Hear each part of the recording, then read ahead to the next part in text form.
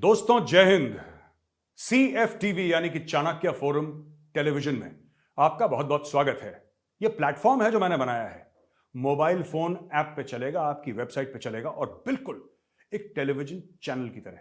लेकिन इसमें खबरों के अलावा डिबेट्स होंगी, इसमें डिस्कशंस होंगे, इसमें बातचीत होगी, देश विदेश के मेहमान आएंगे और यह है चाणक्य फोरम टेलीविजन। आपके आशीर्वाद के लिए, आपके प्यार के लिए बहुत बहुत धन्यवाद, बहुत बहुत शुक्रिया। चाणक्य फोरम टेलीविजन यानी CFTV में आपका बहुत बहुत स्वागत है। दोस्तों, चाणक्य फोरम टेलीविजन की प्रोग्राम शार्प फोकस में आपका बहुत बहुत स्वागत है। हमारा पहला एपिसोड है और पहले एपिसोड में मैं डिस्कस करूंगा, बातचीत करूंगा आपसे अफगानिस्तान के बारे में। दोस्तों, बड़ी चर्चा है अफगानिस्तान में क्या हो रहा है, तालिबान जो है वो कर क्या रहा है, आखिर ये तालिबान हैं कौन, पाकिस्तान उनको सपोर्ट क्यों कर रहा है, उनको सहारा क्यों दे रहा है, जो सरकार है काबुल में, अफगानिस्तान की सरकार, वो किसकी सरकार है, तालिबान और उनके बीच में क्या लड़ाई है, पाकिस्तान का क्या रोल है, भारत का क्या रोल है, अमेरिका का क्या रोल है, ये मैं अगले तकरीबन आधे घंटे में आपको बताने की कोशिश करूंगा। लेकिन इसको मैं आपको समझाऊं इसके पहले आपको दोस्तों इतिहास में ले जाना थोड़ा सा जरूरी बन जाता है, क्योंकि जब आप इतिहास समझेंगे तब आप वर्तमान समझेंगे। इतिहास बहुत जरूरी है दोस्तों। तालिबान उर्दू में, अरबी में एजुकेशन को, शिक्षा को कहते हैं तालीम। सुना ही होगा आपने, तालीम हासिल करने गया है, तालीम। और जो तालीम हासिल करते हैं उनको कहते हैं तालिब इल्म या फिर तालिबान। तो दोस्तों बात यह है कि ये स्टूडेंट्स की ऑर्गेनाइजेशन थी, ऑर्गेनाइजेशन भी नहीं, संस्था भी नहीं, ये गिरोह है। और मदरसा के जो स्टूडेंट्स निकले थे, मदरसा से जो विद्यार्थी निकले थे, उनको इकट्ठा करके पाकिस्तान ने मुल्ला उमर, जो उनका पहला सरगना था, पहला चीफ था, उसके अंडर उन्होंने बनाई तालिबान। अब तालिबान की स्टोरी क्या है दोस्तों? देखिए, तालिबान की स्टोरी ऐसी है कि एक जमाना था 1979 जब रूस, कोल्ड वॉर चल रहा था, शीत युद्ध के नाम से आप जानते हैं, कोल्ड वॉर चल रहा था दोस्तों। और उस समय रशिया ने आमू दरिया यानी कि आमू रिवर जो है, एक नदी है, उसको पार करा और वो घुस गए अफगानिस्तान के अंदर। जो वहां पे राजा था, राजा भाग गया और रूसी फौजें वहां पे काबिज हो गई। उस जमाने में रूस को कहते थे USSR। रूसी फौजें काबिज हो गई और वहां पे लड़ाई शुरू हो गई, खाना जंगी हो गई, सिविल वॉर शुरू हो गया। अमेरिका को मौका दिखा दोस्तों। वो मौका क्या था? वो अमेरिका को आइडिया किसने दिया? आपको पता ही है, अमेरिका और रूस के बीच में कोल्ड वॉर चल रहा था। दुनिया का कोई ऐसा कोना नहीं था जहां पे रूस और अमेरिका ने आपस में लड़ाई न लड़ी हो। लड़ाई कैसी थी? ये लड़ाई गोलियों की नहीं थी, ये टैंकों की, हवाई जहाजों की नहीं थी। ये कोल्ड वॉर था जिसमें खून नहीं बहा, जासूसी करना, एक दूसरे के खिलाफ प्रोपागेंडा करना, दूसरे मुल्कों को खरीद लेना, इस प्रकार की लड़ाई हुई। आप पढ़िएगा, बड़ी इंटरेस्टिंग चीज है कोल्ड वॉर। तो दोस्तों क्या हुआ कि कोल्ड वॉर में ये सब शुरू हो गया। 1979 में रूसी फौजों ने आमू दरिया पार करा, घुस गए अफगानिस्तान में और काबिज हो गए, वहां पे कब्जा कर लिया। कब्जा करने के बाद वहां पे लड़ाई शुरू हुई। लेकिन जो लोकल फ्रीडम फाइटर थे वहां पे, जो आजादी के दीवाने थे अफगानिस्तान पे, उनके पास हथियार तो थे नहीं। वो पुरानी बंदूकें, मस्केट्स, वही तलवारें। अब पठानों में जज्बा जरूर था, लेकिन उनके पास हथियार नहीं थे। रूसी फौज आधुनिक हथियारों से लैस, fighter aircraft, helicopter, machine gun, आप जिस हथियार का नाम लीजिए रूसी फौज के पास। और उससे लड़ने वाले कौन? गांव के लोग। अब ये लड़ाई कैसे होती? इसमें पाकिस्तान का जो डिक्टेटर था, एक शासक था पाकिस्तान का, फौजी, उसको फायदा दिखा। उसको क्या फायदा दिखा दोस्तों? उसका नाम था जनरल जियाउल हक। वो पाकिस्तान का आर्मी चीफ भी था और पाकिस्तान का राष्ट्रपति भी था। कुछ ही साल पहले जियाउल हक ने बेनजीर भुट्टो के पिता को, जिसका नाम था जुल्फिकार अली भुट्टो, उसको फांसी लगवा दी। एक इलेक्टेड प्राइम मिनिस्टर को, जो चुन के आया था, उसको फांसी लगवा दी, क्योंकि उसको लगा कि भुट्टो उसके लिए खतरा है। जबकि भुट्टो ने ही जियाउल हक को आर्मी चीफ बनाया था। जियाउल हक सबसे सीनियर नहीं था, तीसरे, चौथे, पांचवें नंबर पे था जियाउल हक। उसको उठा के आर्मी चीफ बना दिया। और जो उसको आर्मी चीफ बनाया है दोस्तों, उसने सबसे पहला काम यह करा कि जुल्फिकार भुट्टो को किनारे लगाया, काम तमाम, गले में फांसी का फंदा, और जुल्फिकार अली भुट्टो की मौत। अब क्योंकि उस समय पाकिस्तान में डेमोक्रेसी थी, लोकतंत्र था, तो पूरे दुनिया में थू थू हो गई कि तुम हो कौन भाई? तुम एक फौजी शासक हो जिसने कि एक इलेक्टेड प्राइम मिनिस्टर को फांसी पे टांग दिया। अब करता क्या? जियाउल हक छटपटा रहा था कि किसी तरीके से मैं अमेरिका के काम आ जाऊं, किसी तरीके से मैं दुनिया के काम आ जाऊं, तो मेरे माथे पे जो कलंक लगा है वो कलंक मिट जाए और लोग मुझे अपना लें, मुझे एक्सेप्ट कर लें। उसको मौका दिखा अफगानिस्तान में। आपको यह भी पता होगा कि वियतनाम में कई सालों तक जंग चली अमेरिका की और वियतकॉन्ग के बीच में, और वियतकॉन्ग को पूरा सपोर्ट था रूस का। रूस ने चोरी छुपे वियतकॉन्ग को हथियार भी दिए, ट्रेनिंग भी दी, असला बारूद भी दिया, सब कुछ दिया, पैसे दिए, फंडिंग करी उनकी, और बोला कि अमेरिकन जो हैं वो आए हैं तुम्हारे पास वियतनाम में, तुम अमेरिकन को मारो। क्योंकि उस समय इनका कोल्ड वॉर चल रहा था, जैसे मैंने आपको बताया। यहां पे जियाउल हक ने जाके अमेरिकन को आइडिया दिया और अमेरिकन को बोला कि दोस्तों, जिस तरीके से तुम्हें रूस ने वियतनाम में जलील करा था, याद है? तुम भूले तो नहीं ना तुम अपनी जो तुम्हारी बेइज्जती हुई थी? अमेरिकन ने बोला नहीं जनाब, हम बिल्कुल नहीं भूले। तो उन्होंने बोला अगर तुम नहीं भूले तो यहां पे बदला लेने का मौका है। वियतनाम में जैसे तुम जलील हुए थे, उसी प्रकार से अफगानिस्तान में रूस जलील होगा। अमेरिकन ने पूछा कैसे? तो उन्होंने बोला चिंता मत करिए, हमारा बॉर्डर लगता है अफगानिस्तान के साथ। अफगानिस्तान के साथ हमारा बॉर्डर लगता है तो हम लोग क्या करेंगे कि अफगानिस्तान में हम पैसे देंगे, हम हथियार देंगे, हम लोगों को ट्रेनिंग देंगे, हम पाकिस्तानी फौज को भेजेंगे वहां पे, और पाकिस्तानी फौज को भेजने के बाद हम वहां पे एक ऐसा माहौल करेंगे, लेटेस्ट वेपन्स देंगे अफगान्स को। लड़ाकू तो हैं ही अफगान, लड़ना तो आता ही उनको। तो उन्होंने हथियार दिए। AK-47 जो इतनी मशहूर है दोस्तों दुनिया में आजकल, वो भारत और इस इलाके में मशहूर कब से हुई? अफगान जिहाद से। इन्होंने दर्जनों टनों के हिसाब से हजारों लाखों AK-47 भर दी। स्टिंगर मिसाइल अफगानिस्तान के गांव वालों को चलाना सिखाया। वो मिसाइल जो कि शोल्डर पे रख के, यानी कंधे पे रख के आप मिग जहाज आसमान से उड़ा दो, एक हेलीकॉप्टर आसमान से उड़ा दो। जो अफगान मुजाहिदीन थे, अफगान फ्रीडम फाइटर थे, उन्होंने रूसियों की नाक में दम कर दिया। 10 साल के बाद 1979 में आए थे, 1989 में रूसी फौज दुम दबा के भाग गई। और भाग के क्या हुआ? USSR के टुकड़े हो गए कई सारे, और USSR बन गया रशिया। आज वो रशिया है। तो दोस्तों ये तो इसका इतिहास था। अब मैं आपको कुछ और बातें बताता हूं। USSR टूटा और वहां पे जो रशिया का जो मेन प्रेसिडेंट था, जो रशिया का जिसको कहते हैं पपेट था, कठपुतली था, उसका नाम था नजीबुल्ला प्रेसिडेंट था अफगानिस्तान का। तालिबान बीच में आया, नजीबुल्ला को पकड़ा और उसको टांग दिया। तालिबान बनाया किसने वैसे? तालिबान बनाया पाकिस्तान ने। वो कहानी है कि लड़कियों को गांव से उठा के ले गए थे अफगान सरदार, वॉरलॉर्ड्स, और उनको बचाने के लिए मुल्ला उमर गया था। वो कहानियां सच्ची हैं, ऐसा हुआ भी था। लेकिन उनको फंडिंग किसने दी? उनको ट्रेनिंग किसने दी? उनको पूरा का पूरा युद्ध लड़ने का, मॉडर्न वॉरफेयर का तरीका किसने सिखाया? पाकिस्तानी आर्मी ने सिखाया। पाकिस्तानी फौज तालिबान की जननी है। अब आप डायरेक्ट रिश्ता समझ गए होंगे पाकिस्तान, अफगानिस्तान और तालिबान का। अब दोस्तों क्या हुआ कि मुशर्रफ जो था, जो बाद में आया, परवेज मुशर्रफ जो प्रेसिडेंट भी था और मिलिट्री रूलर भी था। ये पाकिस्तान में अक्सर होता रहता है। आर्मी वाले का जब मन चाहता है वो कहता है कि 111 ब्रिगेड है उनके यहां, जिसका काम ही यह है कि तख्ता पलट करना। तो एक कैप्टन या मेजर साहब जाते हैं पाकिस्तान टेलीविजन पे, बोलते हैं हटो यहां से, बंद करो, और मैडम नूरजहां के तराने चलाओ। तो जैसे ही पाकिस्तान में मैडम नूरजहां के तराने चलते हैं तो लोगों को यह पता लग जाता है कि साहब यहां पे अब सरकार हट चुकी है, सरकार को लात पड़ चुकी है, अब आ गया है यहां पे मिलिट्री राज। तो दोस्तों यही बात हुई पाकिस्तान में। मुशर्रफ ऑन रिकॉर्ड है। देखिए छोटा सा video. Taliban from our madrasas were trained, equipped, armed and sent in. The fourth category was mercenaries.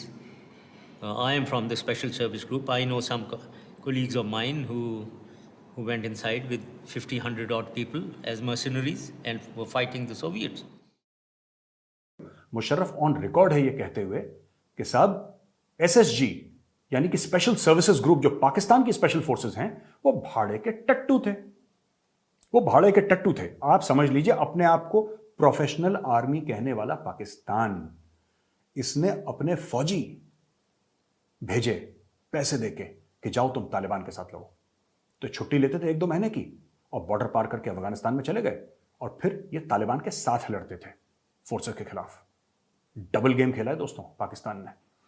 America से पैसे भी लिए और अमेरिकी फौजों को मारा भी। पाकिस्तान ने दोनों तरफ से, तीनों तरफ से पैसे लिए। अब हम आ जाते हैं जो नेक्स्ट पॉइंट मैंने आपके लिए नोट कर रखा है कि पाकिस्तान का जो स्ट्रेटेजिक डेप्थ वाला मामला है। अब मैं आपको समझाता चलूं, मेरे पास कई सारे पॉइंट्स हैं और आपको बड़ा इंटरेस्टिंग लगेगा। बड़ी जिसको अगर रुचि है इन सब चीजों में, जियो स्ट्रेटेजी में, उनको बड़ा अच्छा लगेगा। दोस्तों, स्ट्रेटेजिक डेप्थ का क्या मामला है मैं आपको बताता हूं हो क्यों रहा है। पाकिस्तान का अगर आप शेप देखें ना तो पाकिस्तान लंबा सा ऐसे है। पाकिस्तान की चौड़ाई नहीं है, पाकिस्तान की लंबाई है। एक तरफ उसकी पश्चिमी बॉर्डर पे तो है अफगानिस्तान और उसके पूर्वी बॉर्डर पे है इंडिया। इंडिया के साथ उसकी बनती नहीं है और अफगानिस्तान के साथ वो बनाना चाहता नहीं है। उसको हर समय ये मन में एक डर बैठा रहा है पाकिस्तान के कि अगर भारत अटैक करता है यहां से अपने पूर्वी बॉर्डर से, तो भारत को ज्यादा समय नहीं लगेगा अफगानिस्तान पहुंचने में और पाकिस्तान को फिर से 2 हिस्से में काट देगा, जैसे कि ईस्ट पाकिस्तान को काट के बांग्लादेश करा था। याद ही होगा आपको 1971 16 दिसंबर का वाकया। किस भारतीय को याद नहीं है? और इससे भी ज्यादा जरूरी किस पाकिस्तानी को याद नहीं है? वो फोटोग्राफ देखी ना आपने, जनरल अरोड़ा साहब सिग्नेचर ले रहे हैं नियाजी का कि सरेंडर करो भाई, वो वाला।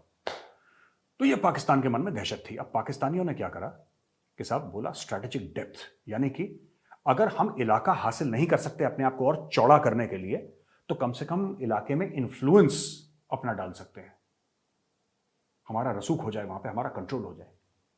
यही सोचते हुए पाकिस्तान ने कश्मीर में टेररिज्म करी। हां, 1971 का बदला भी लेना था, यह बात भी सही है, लेकिन आपने कश्मीर में आतंकवाद फैलाया, आपने पंजाब में आतंकवाद फैलाया कि अगर कभी अटैक होगा, अगर कभी भारतीय सेना अटैक करेगी, तो यहां पे जो लोग हैं वो तो हमारे साथ हैं और वो फिर पीछे से इंडियन आर्मी पर अटैक करेंगे, इंडियन आर्मी परेशान हो जाएगी, हार जाएगी। इस तरीके का कोई मंसूबा था। इसमें और भी कई कारण थे, सिर्फ ये कारण नहीं था। इसमें कई कारण हो सकते हैं, दर्जनों कारण, लेकिन मुख्य तौर पे एक कारण ये भी था। अब दोस्तों हुआ ये कि स्ट्रेटेजिक डेप्थ के चलते उन्होंने पूरे आतंकवादी संगठन तालिबान वालिबान उन्होंने क्रिएट करा। बोला कि जैसे हम इंडिया में करा है वैसे हम अफगानिस्तान में भी करेंगे, तो पूरा उन्होंने फिट कर दिया। ऑपरेशन टोपैक, आप जाइए गूगल में देखिए, आपको पता लग जाएगा ऑपरेशन टोपैक क्या था, ज़िया उल हक क्या चाहता था। अब दोस्तों सब ठीक ठाक चल रहा था, मोटे पैसे अमेरिका से आना शुरू हो गए।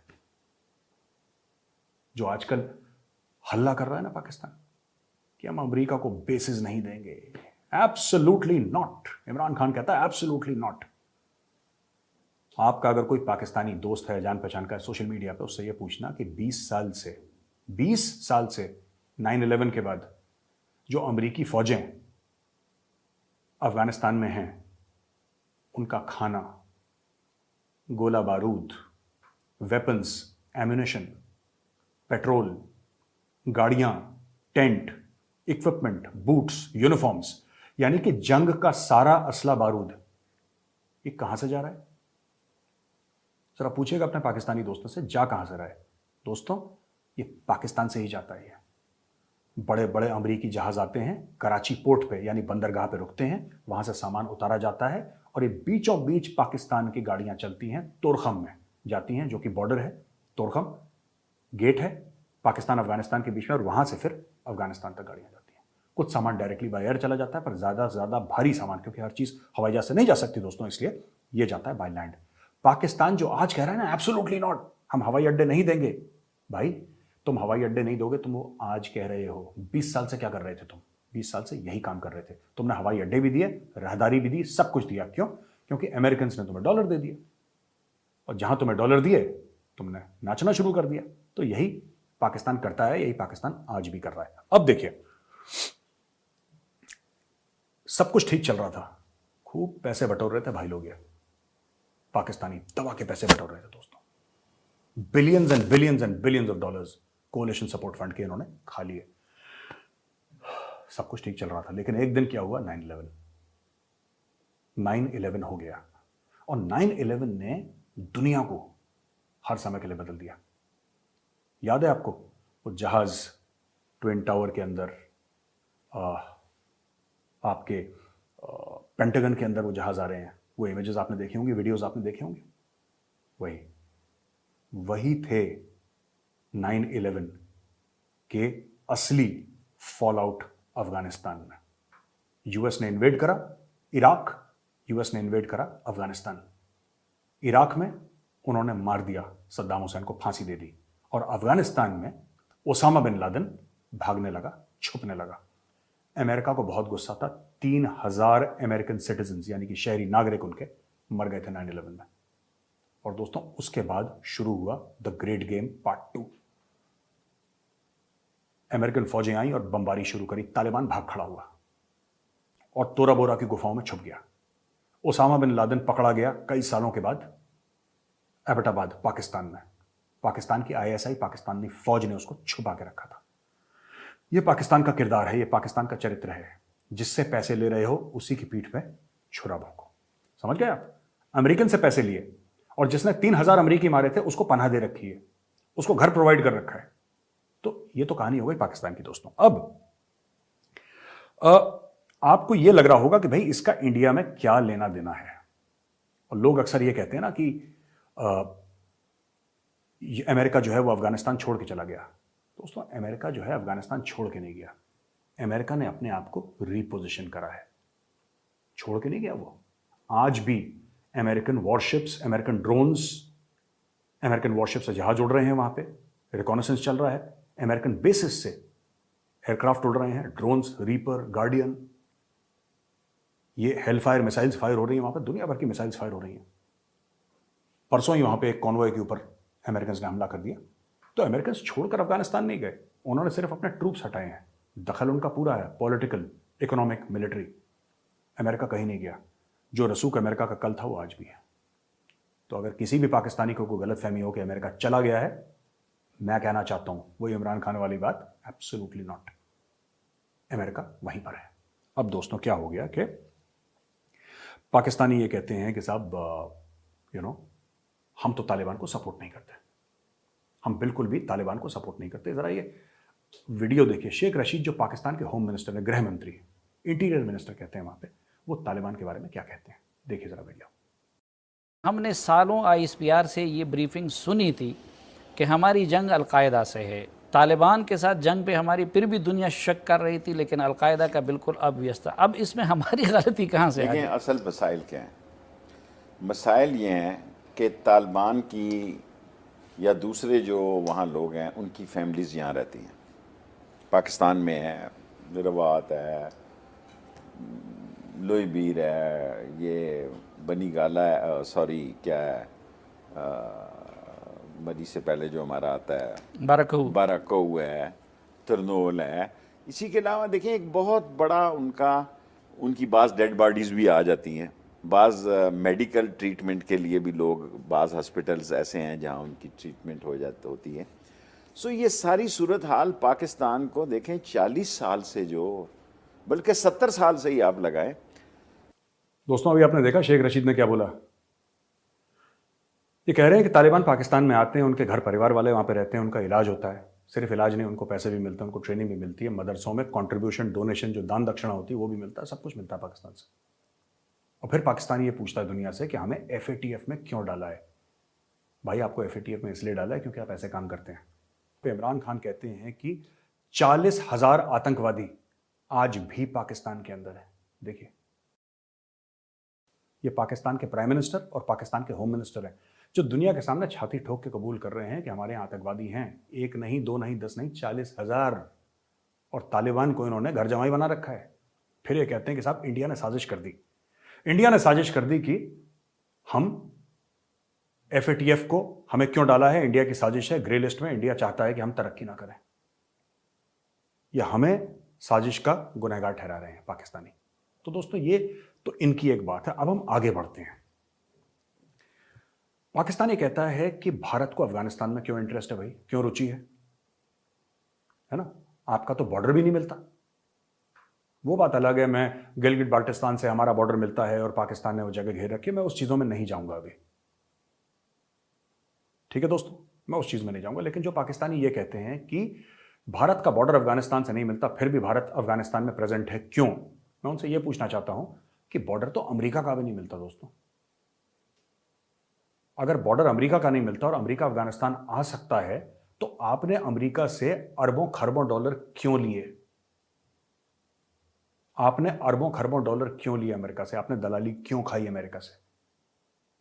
आपने दलाली खाई, आपने अमेरिका से पैसे लिए क्योंकि अमेरिका आपको पैसे दे रहा था। तो जो आपको पैसे दे उसका बॉर्डर मिले ना मिले वो ठीक है, और जो आपको पैसे ना दे वो खराब है। यही इखलाक है आपका, यही आपका इल्म है, और यही आपका मॉरल कंपस है। तो दोस्तों, अब मैं आपको यह बताना चाहता हूं कि किस तरीके से अफगानिस्तान में आज का सूरत हाल है। पूरा मैंने इतिहास आपको बता दिया तफसील से, डिटेल में। अब मैं आपको बताऊंगा कि अफगानिस्तान में आज की तारीख में क्या हो रहा है और क्यों। चाहे अफगानिस्तान में कुछ भी हो जाए, पाकिस्तान हारेगा हारेगा। पाकिस्तान के लिए बुरी खबर है। अगले 6 हफ्ते ले लीजिए, 6 महीने ले लीजिए, 6 साल, पाकिस्तान के बुरे दिन आ चुके हैं। ऐसी बात नहीं कि पहले उनके बुरे दिन नहीं थे, अब और बुरे दिन आ चुके हैं। माफ कीजिएगा, मुझे ये कहना चाहिए था कि और बुरे दिन आ चुके हैं। कैसे? चलिए, मान लीजिए कि तालिबान, जो कि नामुमकिन है पर मान लीजिए, फर्ज कीजिए कि तालिबान फतेह हो जाता है, तालिबान काबुल में अपनी हुकूमत कायम कर लेता है, सबको हरा देता है, छक्के छुड़ा देता है, सबके जीत जाता है। फिर क्या होगा? मैं आपको बताता हूं फिर क्या होगा। अफगान जो ड्यूरैंड लाइन है वो तकरीबन 2600 किलोमीटर लंबी है। 2600 किलोमीटर, यानी कि जो हमारी लाइन ऑफ कंट्रोल है इंडिया पाकिस्तान की, वो तकरीबन 750 किलोमीटर है। तो आप समझ लीजिए तकरीबन 3.5-4 गुना बड़ी हमारी लाइन ऑफ कंट्रोल से पाकिस्तान के साथ अफगानिस्तान की जो ड्यूरैंड लाइन है वो। और अफगान जो है, चाहे वो तालिबान हो नॉन तालिबान हो, वो ड्यूरैंड लाइन को मानते ही नहीं। वो कहते हैं कि पाकिस्तान का पूरा एरिया खैबर पख्तूनख्वा वाला ट्राइबल एरियाज, मरगला हिल्स तक। मरगला हिल वो पहाड़ हैं जिस पे आप खड़े हो जाएं तो नीचे आपको इस्लामाबाद दिखता है। मरगला हिल्स तक अफगान कहते हैं कि एरिया हमारा है। अब आप समझ लीजिए, तालिबान अगर आ जाता है तो फिर वो पाकिस्तान के अंदर घुसेंगे। एक बार जब ऐसा हुआ था तो 5 मिलियन यानी कि 50 लाख रेफ्यूजी पाकिस्तान के अंदर आए थे, और आज भी पाकिस्तान भुगत रहा है। रेफ्यूजी फिर पाकिस्तान के अंदर आएंगे क्योंकि वो खाना जंगी या सिविल वॉर से परेशान हो जाएंगे, वो फिर आएंगे पाकिस्तान के अंदर। तो अगर तालिबान जीत भी जाए फिर भी इनकी दिक्कतें खत्म नहीं होंगी पाकिस्तान की। अच्छा, अगर तालिबान हार जाए फिर इनकी दिक्कतें वैसी रहेंगी जैसे आज है, क्योंकि तालिबान लड़ता रहेगा, एयर स्ट्राइक होती रहेंगी, लोग भागते रहेंगे, और तालिबान खासतौर से पाकिस्तान के अंदर आता रहेगा। इंतहा पसंदी पाकिस्तान में, जिसको कहते हैं कि फिरका वारियत, या फिर आप कह लीजिए कि जो कट्टर इस्लामिज्म है, वो पाकिस्तान में बढ़ी है पिछले 30-40 साल में बहुत ज्यादा। कुछ जियाउल हक ने बढ़ाई, कुछ तालिबान ने बढ़ाई भी, और बढ़ेगी पाकिस्तान में।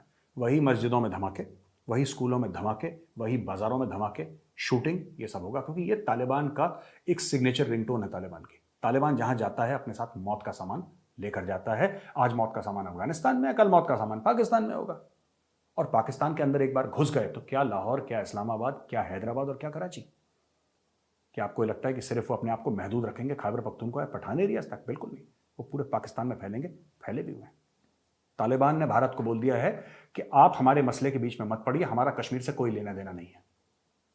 साफ तौर पे बोल चुके हैं। हाँ, उनके कनेक्शन है लश्कर तैयबा, जैश मोहम्मद से, लेकिन तालिबान ने यह भी एश्योरेंस दिया है। क्यों? क्योंकि पिछले 20 साल से तालिबान भागे हुए हैं। तालिबान को दुनिया कैसे चलती है पिछले 20 साल में थोड़ा सा पता लग गया दोस्तों। Taliban has understood how the world works. It is not the same Taliban. हैं अभी भी वो जंगली, अभी भी कहते हैं कि औरतों को सूली पे टांग दो, उनको पत्थर से मार दो, उनको पढ़ने का हक नहीं है, और बिना महरम के, यानी बिना किसी मेल एस्कॉर्ट जो कि उनका भाई है, बाप है या फिर उनका पति है, उसके बिना वो घर के बाहर नहीं जा सकती। ये सब तालिबान कहता है। लेकिन फिर भी तालिबान कतर में रह के, दुबई में रह के, इनको दीन दुनिया के बारे में दोस्तों कुछ ना कुछ तो पता चल ही गया है। अब वो पुराना तालिबान नहीं है, अभी थोड़ा सा चालाक किस्म का तालिबान है। सर्वाइवल इंस्टिंक्ट उनकी बड़ी पैनी, बड़ी धार इनकी तेज हो चुकी है। तो उस प्रकार का तालिबान है। ये समझता है, इंडिया को बोल दिया कि हमें इंडिया के साथ अच्छे संबंध चाहिए, हम कश्मीर में हमारा कोई लेना देना नहीं है, हम कश्मीर के बीच में नहीं पड़ेंगे। तो पाकिस्तान को बड़ा सदमा पहुंचा इसका। तो दोस्तों, एक तो ये चीज हो गई। फिर इसके बाद एक और चीज है कि तालिबान जो है, टोटल तालिबान कितने हैं आपको पता है? 70 से लेकर 75,000। ये मैं आपको एक और बात बताता हूं। लोग अक्सर कहते हैं ना कि क्या है, कैसा है, किस तरीके से है, ये क्यों हो रहा है ऐसा। लड़ाई कब तक चलेगी, तालिबान जीतेगा हारेगा। तालिबान है करीब 75,000 और जो अफगान फौज है जिसमें अफगान पुलिस शामिल, जिनके पास हथियार हैं अफगानिस्तान में, वो है तकरीबन 3.5 लाख। 75,000 जो है 3.5 लाख से जीत नहीं सकते, ये बात सच है। तो जिसको ये लगता है ना कि तालिबान फुर्र से दौड़ के काबुल में बैठ जाएगा, अब वो नहीं हो पाएगा, वो पुराने दिन बीत गए। और अब तालिबान भी बात कर रहा है कि चलो सुलह कर लेते हैं, चलो आपस में बातचीत कर लेते हैं, जिसको पंजाबी में कहते हैं ना मुकमुका कर लेते हैं, पुरानी चीज़ में मट्टी पाओ, बातचीत कर लो। तालिबान उस धुन में उन्होंने बोलना शुरू कर दिया। तो दोस्तों ये और चीज़ें तालिबान की। अब आते हैं चीन। कई हिंदुस्तानियों ने यह भी बोला है कि साहब जो चाइना है ना, वो अफगानिस्तान में आ जाएगा। अच्छा है, आ जाए, अच्छा है, चीन को आने दो। देखिए, चाइना को पता था क्या होने वाला है। चाइना ने ऑलरेडी ईरान के साथ 400 बिलियन यानी 400 अरब डॉलर की डील साइन कर दी है।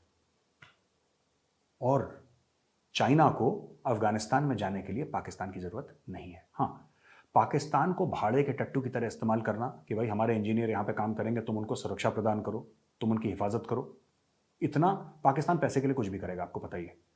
सऊदी अरेबिया में भी यही काम कर रहा है, पैसे ले रहा है वहां पे, और वहां पे है उनका पुराना आर्मी चीफ रहील शरीफ वहां पे है। अब जिस फौज का रहील शरीफ जैसे, जिस फौज का जो आर्मी चीफ है दोस्तों, रहील शरीफ जैसा, जब वो तनख्वाह के लिए किसी और मुल्क के लिए काम कर सकता है, तो फिर आप समझ लीजिए कि किरदार क्या होगा पाकिस्तानी फौज का। पाकिस्तानी फौज जाएगी और चौकीदारी करेगी चीनी फौजियों की, और सिर्फ चीनी फौजियों की नहीं, चीनी इंजीनियर्स की, सबकी करेगी। चीनी आर्मी आएगी वहां पे, सिविल क्लोथ्स में आएगी, चाइनीज इंटेलिजेंस वाले आएंगे वहां पे। क्योंकि अब दासू डैम पे जो हमला हुआ है, जिसमें 9 या 10 तकरीबन चाइनीज मरे हैं, अब चाइना को भरोसा नहीं है पाकिस्तान के ऊपर कि पाकिस्तान चाइना के शहरियों को प्रोटेक्ट कर सकता है, उनकी रक्षा कर सकता है कि नहीं। तो अपने लोग डालने की पूरी तैयारी है। 15-20 की टीम ऑलरेडी पाकिस्तान पहुंच चुकी है। अभी और लोग आएंगे 100-500 हज़ार, और ये अफगानिस्तान में भी जाएंगे, हर जगह जाएंगे, फैलेंगे ये लोग, मोटे मोटे बैग लेके डॉलरों से भर के, जैसे चीनी जाते हैं, ये सब करेंगे। और उनकी रक्षा करेगा, चौकीदारी करेगा पाकिस्तान। दोस्तों, एक आध बात और आपको बता दूं, जियो स्ट्रैटेजिक लोकेशन है ना पाकिस्तान की, यानी कि पाकिस्तान कहां पे है, किस किस एरिया में है, वो अगर आप देखें, ये मैप अगर आप देखें, आप ये देखेंगे भाई Pakistan, Afghanistan, India, China, Iran, Uzbekistan, Kazakhstan, Russia, ये जो पूरा सेंट्रल एशिया वाला जो मामला बन रहा है, ये पाकिस्तान जियो स्ट्रैटेजिकली बड़ा इंपॉर्टेंट हुआ करता था। पाकिस्तान ने ना कभी अपना मेडिकल साइंस अच्छी करी, ना इंफॉर्मेशन टेक्नोलॉजी अच्छी करी, ना अपनी पढ़ाई लिखाई का निज़ाम अच्छा करा, ना सरकार का निज़ाम अच्छा करा, क्योंकि कहीं ना कहीं पाकिस्तानियों को यह बता दिया था कि भाई सुनो, तुम कुछ करो ना करो, तुम दामाद हो इस दुनिया के, और दुनिया की मजबूरी है तुम्हें पालना, दुनिया तुम्हें पालेगी ही पालेगी, तुम कुछ कर लो, दुनिया की मजबूरी है। क्यों? जियो स्ट्रैटेजिकली तुम बड़ा इंपॉर्टेंट हो, तुम्हारे पास न्यूक्लियर वेपन है भाई, छोटी बात थोड़ा ना, तुम्हारे पास न्यूक्लियर वेपन है। अब दुनिया तो तुम्हें पालेगी, दुनिया की मजबूरी है, तुम पीछे बैठ जाओ, मंजी वंजी लगा के, बिस्तर बिस्तर खाट वाट लगा के तुम सो जाओ आराम से, लस्सी पी के, कोई दिक्कत नहीं है, दुनिया तुम्हें पालेगी, क्योंकि दुनिया की मजबूरी है। दुनिया ने पाकिस्तान को पालना बंद कर दिया। अमेरिका, पाकिस्तान कह रहा है ना एब्सोल्युटली नॉट, हमने अमेरिका को बेसिस नहीं दिए, लेकिन अमेरिका तो बमबारी कर रहा है अफगानिस्तान में, यानी कि अमेरिका को पाकिस्तान की जरूरत नहीं है। या तो पाकिस्तान झूठ बोल रहा है और बेसिस दे दिए उसने, या फिर नहीं दिए, लेकिन बमबारी तो चल रही है अफगानिस्तान में, यानी कि अमेरिका को पाकिस्तान की जरूरत नहीं है। चीन का बॉर्डर लगता है अफगानिस्तान में, चीन को पाकिस्तान की जरूरत नहीं है। इंडिया को बिल्कुल भी जरूरत नहीं है। अफगानिस्तानी जो हैं, जो अफगान लोग हैं, वो पाकिस्तान, अगर आप बोल दीजिए पाकिस्तानी अगर कोई है, वो तो हाथापाई पे उतर आते हैं। अफगानी सब कुछ है वहां पे, हर किस्म की परेशानी है वहां पे पाकिस्तान के लिए आज तक। तो आगे जो 6 महीने हैं पाकिस्तान के, वो बहुत, जिसको कहते हैं कि पाकिस्तान थोड़ा सा संजीदगी से देखे वो कहां पे जा रहा है। क्योंकि पुराने जो पैराडाइम्स है दोस्तों, जो पुराने जो एसोसिएशंस थे, पुरानी जो रिलेशनशिप्स थी, वो खत्म हो गई हैं। एक नई दुनिया है जहां पे पाकिस्तान की जियो स्ट्रैटेजिक लोकेशन, जो उसकी सबसे बड़ी यूएसपी होती थी, जो सबसे बड़ा एसेट था पाकिस्तान का, आज की तारीख में वो पाकिस्तान की सबसे बड़ी लायबिलिटी हो चुकी है। भारत को क्या करना है? कुछ नहीं, चुपचाप बैठें और देखें। 70 mm के पर्दे पे फिल्म चल रही है दोस्तों अफगानिस्तान में, और भारतीयों से सिर्फ मैं ये कहूंगा कि पॉपकॉर्न लीजिए, सॉफ्ट ड्रिंक लीजिए, परिवार के साथ बैठिए और पिक्चर देखिए कि अफगानिस्तान में होता क्या है और किस तरीके से पाकिस्तान को अब लोग लाइन पे लाते हैं। बहुत हो गई पाकिस्तान की गुंडागर्दी, लोगों ने हाथ खड़े कर दिए। Thank you for watching. बहुत बहुत धन्यवाद आपका देखने के लिए। CFTV का शार्प फोकस ये प्रोग्राम मैं कुछ दिनों के बाद दोबारा आऊंगा। हमारा ऐप डाउनलोड करिए दोस्तों, आर्टिकल्स पढ़िए, प्रोग्राम्स देखिए, डिबेट्स देखिए, सब कुछ आपको यहां पे मिलेगा। देखते रहिएगा। आपके प्यार और आशीर्वाद के लिए बहुत बहुत धन्यवाद। जय हिंद।